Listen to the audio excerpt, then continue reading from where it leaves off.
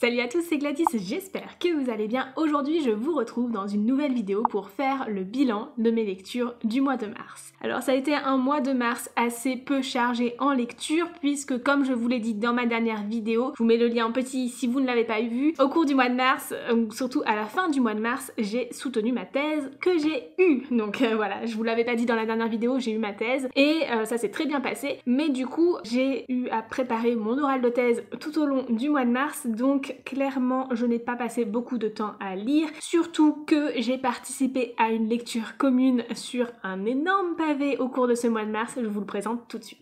Il s'agit donc du Comte de Monte Cristo que j'ai ici dans l'édition Fabry de 2014 et qui est constitué donc de 2 tomes dans cette édition là. Ces 2 tomes dans cette édition font à peu près en total 1200 pages, mais dans certaines éditions, ce livre fait parfois 1600 pages. C'est un énorme pavé, une grosse brique, c'est très long à lire, c'est très dense. Je l'ai lu tout au long du mois de mars puisqu'on a commencé la lecture commune au début du mois et on l'a fini à la fin du mois. Et j'étais dans le groupe des fast readers, donc des lecteurs rapides. Il y avait également un groupe de personnes qui l'ont lu en 1 mois et demi. C'est super long à lire, c'est vraiment super long à lire, mais je ne veux absolument pas vous dégoûter de lire Le Comte de Monte Cristo si vous ne l'avez pas déjà lu parce que j'ai adoré cette lecture et je lui ai mis une note de 4 étoiles sur 5. Si vous ne connaissez pas mon type de notation, je vous ramène à ma vidéo de mes meilleures lectures de 2020 dans lequel je vous présente mon système de notation si jamais ça vous intéresse. Mais pour moi, 4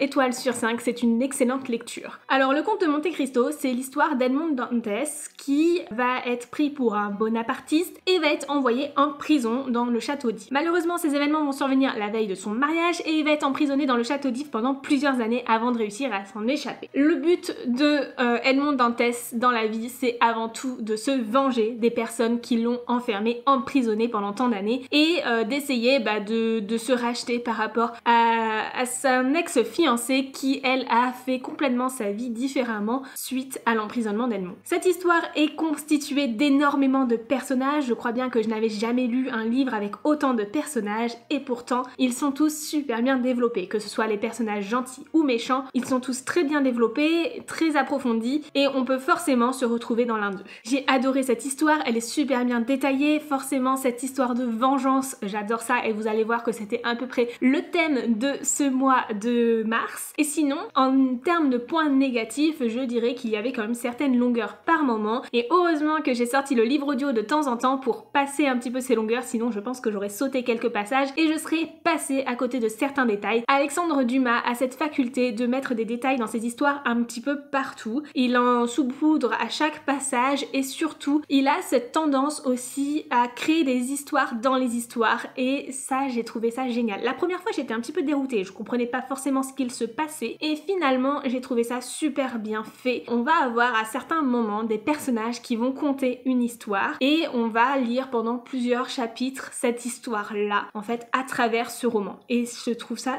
vraiment très bien fait et très bien amené. J'ai adoré la plume d'Alexandre Dumas qui est hyper accessible et franchement je ne m'y attendais pas. Il m'a surprise par sa facilité de lecture, cette simplicité qu'il a. En tout cas, heureusement qu'elle était comme ça parce que je ne sais pas si avec une plume un peu plus difficile j'aurais réussi à lire autant de pages et à accrocher autant à cette histoire. Mais vraiment c'était une très bonne lecture et je remercie grandement Lola, donc l'ivresse de Lola sur Instagram, d'avoir organisé cette lecture commune. Elle est fan du Comte de Monte Cristo et je comprends pourquoi et clairement sans elle, je pense que je n'aurais jamais lu ces livres. Au cours du mois de mars, j'ai également lu North Sentinel de Tom Nessy, qui est un service presse qui m'a été envoyé directement par l'auteur. C'est un livre auto-édité qui porte sur l'histoire de Lacey, donc une jeune fille qui est la fille d'un milliardaire et qui va être enlevée et emportée donc sur une île déserte. Sur cette île, elle va découvrir qu'il y a 50 autres personnes de sa tranche d'âge qui ont été déposées et qui ont tous des facultés bien particulières. Elle va chercher à comprendre ce qu'il s'y passe, pourquoi ils sont 50 personnes de cette tranche d'âge à être déportées sur cette île, pourquoi ils ont été enlevés avant et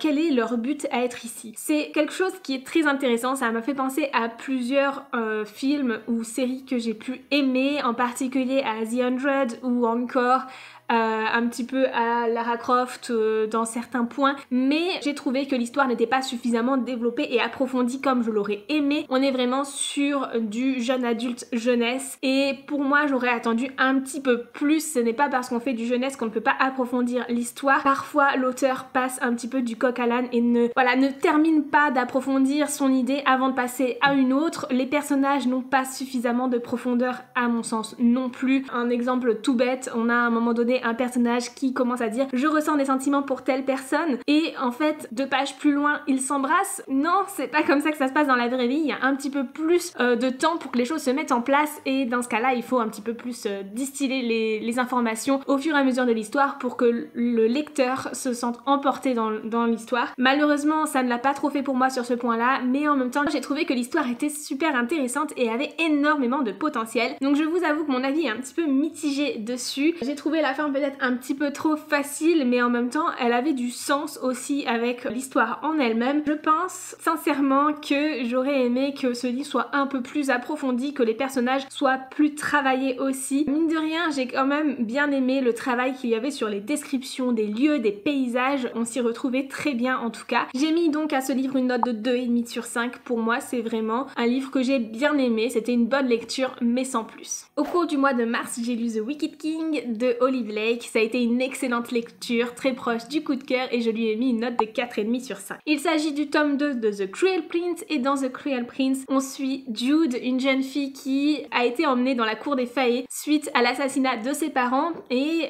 qui cherche à s'y faire sa place 10 ans plus tard. Jude est une jeune femme qui va chercher par tous les moyens possibles de se trouver une place à la cour. Elle va en particulier user de beaucoup de charme et de complot politique et elle va approcher le prince Cardan. Le prince Cardan est un personnage très énigmatique, un personnage que j'ai apprécié, détesté au départ et que j'ai appris à aimer au fur et à mesure des romans puisque Jude et Cardan vont développer une histoire d'amour enemies to lovers. J'ai adoré le premier tome que je vous avais présenté dans mes lectures du mois de février et j'ai encore plus aimé le deuxième tome, donc The Wicked King, dans lequel on va retrouver des personnages bien plus approfondis, des personnages encore mieux travaillés et surtout une intrigue qui nous emporte avec encore des complots politiques en veux-tu, en voilà, une histoire de cours, etc.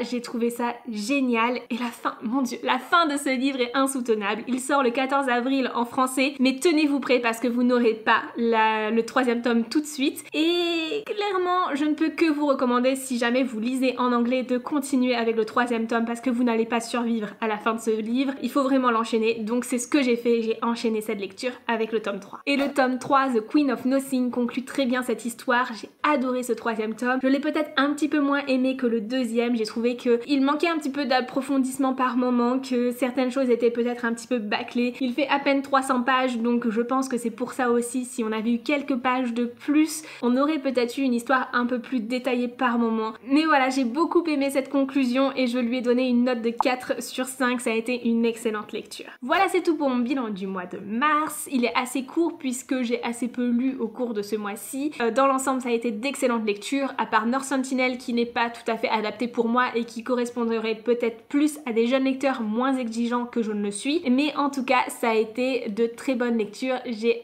adoré lire ces livres et m'évader à travers ces histoires. Je vous souhaite d'excellentes lectures, n'hésitez pas à me dire quelle a été votre meilleure lecture du mois de mars dans les commentaires et je vous dis à très bientôt pour une nouvelle vidéo. Ciao!